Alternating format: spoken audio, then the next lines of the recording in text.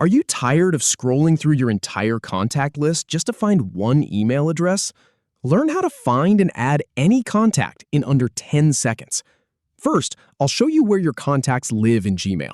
Then, I'll walk you through the fastest way to pull them up while composing an email. Start by navigating to the Gmail homepage. Then, in the top right corner, click the Google Apps icon. That's the 9-dot grid. From the drop-down menu, select Contacts to open your contact list. Your saved contacts will now appear in Google Contacts. To send an email, click Compose at the top left of the screen.